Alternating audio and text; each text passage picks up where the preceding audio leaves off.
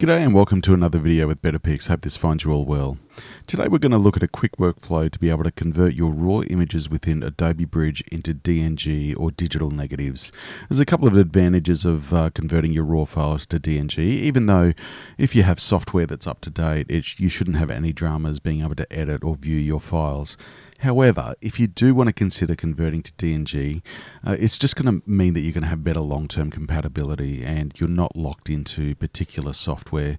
DNGs tend to work a little bit more flexibly with more software or more editing programs, and you'll find that you're just a little bit more guaranteed that you're definitely going to be able to open and use your images.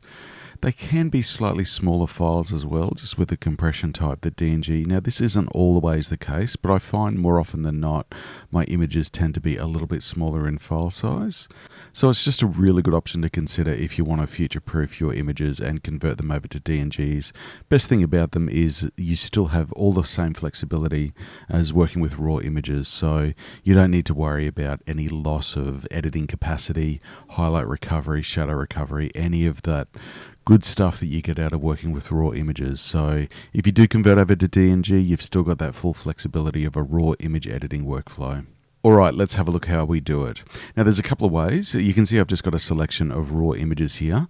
If I just select all of those images, and if you head up to File, and Export to, and Export to DNG, and we just click on that one, you can see that there's a status bar just converting. You can see I've already done a couple of conversions, but it's converting those 14 images.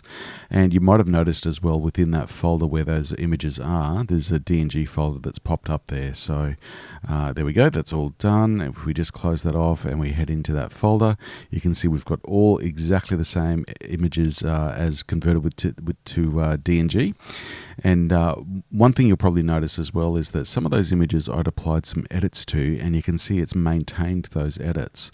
So if you've already done some editing with your raw files, don't be concerned that you're going to lose those edits, because you can see that they have transferred over to the DNGs as well. Now, if we look at this image, for example, as a raw file, it's 21.69 megabytes. If we go into the DNG, it's 16.98 megabytes. So you can see we've saved a little bit of space, but as I mentioned, we have that full flexibility.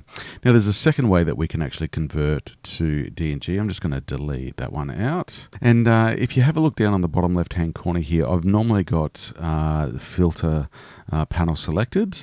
But if you look just to the right, there's the export option, and you can see there's export to DNG. So simply if you just select those images, click and drag them onto export to DNG, it'll go through exactly the same process, and we'll see a folder pop up in, we just need to hit start export, otherwise we would have been waiting for a while.